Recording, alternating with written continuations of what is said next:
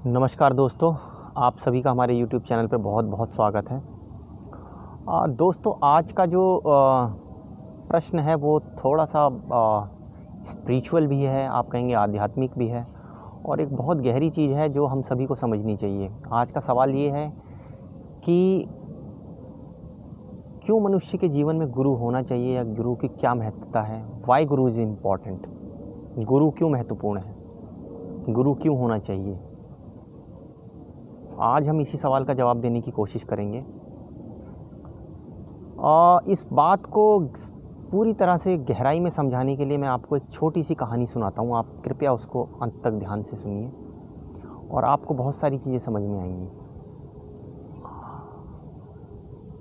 बात बहुत पुरानी है। प्राचीन भारत में कई सारे राजा हुआ करते थे, अलग अलग विरासतें हुआ करती थी, अलग अलग रियासतें हुआ करती थी, जहाँ पे स्वतंत्र रूप से कई राजा अपने राज्य को देखते थे और चलाते थे। तो क्योंकि बहुत प्राचीन बात है, तो एक जगह ऐसे ही एक राज्य की बात है कि एक राजा अपने सुचारू रूप से अपनी प्रजा के साथ अपने राज्य का संचालन करता था, और राजा काफ़ी न्यायप्रिय था, प्रजापालक था, अपनी प्रजा के सुख दुख का ध्यान रखता था और उनकी सारी सहूलियतों का ध्यान रखते हुए वो अपने राज्य का निर्वहन करता था। राज्य को चलाते चलाते उसने काफ़ी वर्षों तक अच्छी तरह से राज्य पे राज किया। लेकिन दोस्तों, एक बार की बात है कि उसको राज्य के संचालन में कुछ दिक्कतें आने लगी और वो दिक्कतें धीरे धीरे इतनी बढ़ती चली गई कि राजा का कंट्रोल जो है वो राज्य की सत्ता से कमज़ोर होने लगा। उसके जो धन कोष था, उसका जो राजकोष था, वो खाली हो गया लगभग। राजकोष खाली होने के साथ साथ जनता में विद्रोह की स्थिति उत्पन्न होने लगी। आप देखेंगे कि अगर जनता को उनके सुविधाओं की चीज़ें, उनके हक की चीज़ें नहीं मिलती हैं तो जनता विद्रोह करती है। साथ ही साथ उसके जो शत्रु थे वो प्रबल हो गए और ये घात लगाने लगे कि कब हम इस राजा को मार दें, और उसी के साथ साथ उसके जो अंतर मन की जो शांति थी वो भंग होने लगी। राजा रात को सोने में उसकी नींद नहीं आती थी, उसे रात की उसकी नींदें हराम हो गई। वो वही राजा था जिसने अपने राज्य में एक अच्छी तरह से अपने राज्य को संचालन करते हुए इतनी सुख सुविधाओं और सारी चीज़ों में जो है अपने राज्य का निर्वहन किया था। लेकिन एक टाइम ऐसा आया कि उस राजा को ऐसा लगने लगा कि अगर उसने एक दिन भी सत्ता की बागडोर अपने हाथ में रखी तो या तो उसकी हत्या कर दी जाएगी षड्यंत्र के द्वारा उसके शत्रुओं से, या ऐसा होगा कि प्रजा विद्रोह कर देगी, या ऐसा होगा कि वो सत्ता को संभाल नहीं पाएगा। ऐसे हालात में दोस्तों, पहले के जो प्राचीन राजा थे आप देखेंगे तो उनके दरबार में उनके गुरुओं का स्थान रखा जाता था, और गुरु का जो स्थान होता था वो राजा के दरबार में सबसे सर्वोच्च रखा जाता था। उनको माना जाता था कि वो संचालन में, तो जिन राजा की मैं कहानी सुना रहा हूँ उन्होंने भी अपने जीवन में गुरु को रखा हुआ था। उनके गुरु क्योंकि आश्रम में रहते थे, और आप देखेंगे तो जो राज्य की समृद्धि और सत्ता में उनका कोई हस्तक्षेप नहीं होता था।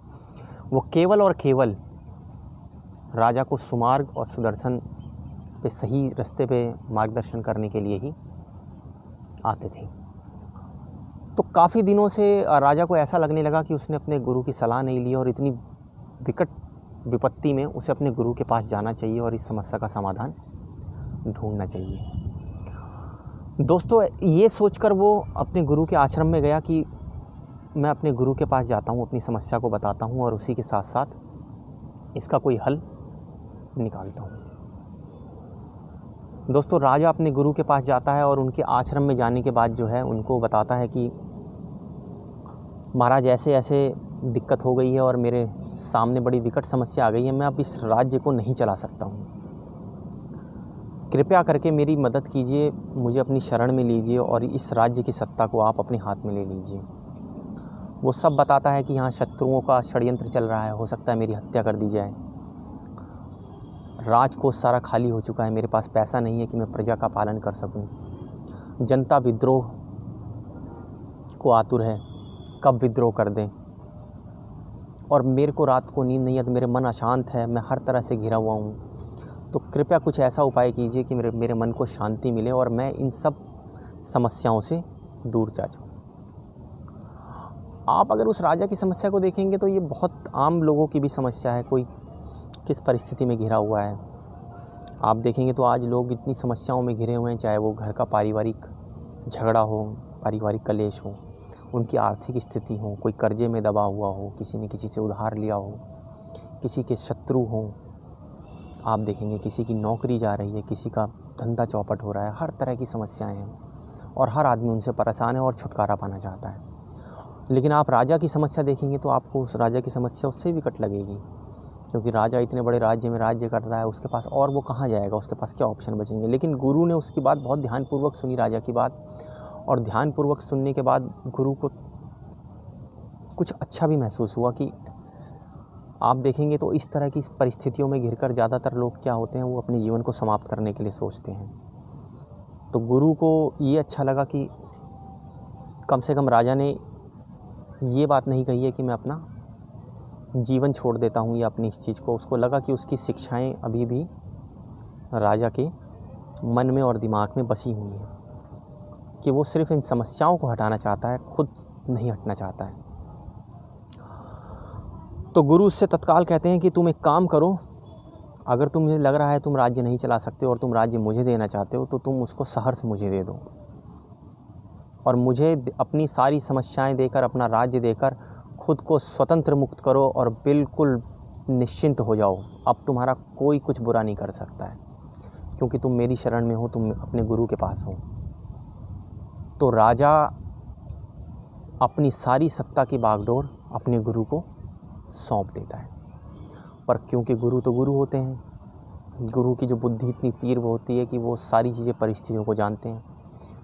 तो वो राजा से पूछते हैं, राजन अब आप ये बताओ कृपया करके कि अब आप स्वतंत्र और अच्छा महसूस कर रहे हैं। तो राजा कहता है, महाराज मेरे को ऐसा लग रहा है कि मेरे सर से सैकड़ों टन का बोझ या भार कहें वो उतर गया है, और उस भार के उतरने के कारण मैं बहुत सुकून और बहुत जो है अपने आप को निश्चिंत महसूस कर रहा हूँ। कहते हैं, राजन अब ये मेरे को एक सवाल का मेरे जवाब दो। अब मुझे आप ये बताओ कि अब आप क्या करोगे। अब तो आपके पास करने के लिए कोई काम भी नहीं है, तो आप अपने जीवन का यापन करने के लिए क्या करोगे। तो राजा सोचता है कि बात तो गुरु ने सही कही है, कि क्या आप हमारे अनुयायी बन के, शिष्य बन के आप जो है वो लोगों से भिक्षा ग्रहण करेंगे, क्योंकि आप राजा हैं, तो आपको जो है वो आपके आत्मसम्मान को वो सूट नहीं करेगा, अच्छा नहीं लगेगा, तो आप भिक्षा ग्रहण नहीं कर पाएंगे, क्योंकि ब्राह्मण तो भिक्षा मांग के ही उस टाइम पे भी अपना निर्वहन किया करते थे अपना।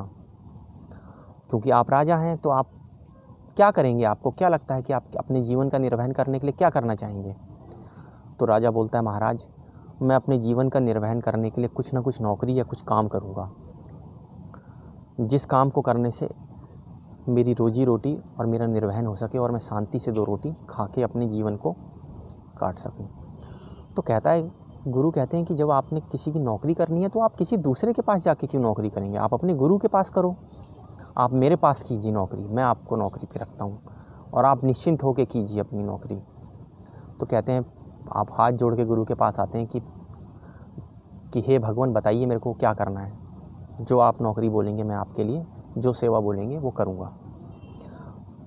तो राजा की ऐसी बात सुन के गुरु उनको बोलते हैं कि आप एक काम करो, आप मेरे लिए उस सिंहासन पर बैठ जाओ, जो राजा की गद्दी खाली है आप उस पर बैठ जाओ, और उसका सारा का सारा जो भार है, सारा जो बोझ है वो मेरे ऊपर सर पे रहने दो, उसका मालिक मैं हूँ, आप सिर्फ मेरे प्रतिनिधि बनकर उस पर बैठ जाओ, उस राजा की गद्दी पे, और केवल वही कर्म करो जो सही हैं और प्रजा की सुख और समृद्धि के लिए हैं। आप ये मत सोचो कि आप राजा हो, आप राजा मुझे मानो, आप सिर्फ मेरे प्रतिनिधि होकर उस कुर्सी पर बैठो और बेनिश्चिंत होकर सारे अपने निर्णय लीजिए और प्रजा की भलाई के लिए लीजिए, राज्य के कल्याण के लिए जितने आपको निर्णय लीजिए, और जो भी उनके परिणाम हैं उन सब परिणामों को मेरे ऊपर छोड़ दीजिए। राजा को ऐसा लगा कि उसका भार भी उतर गया है और वो दोबारा उस गद्दी पर भी बैठ गया है।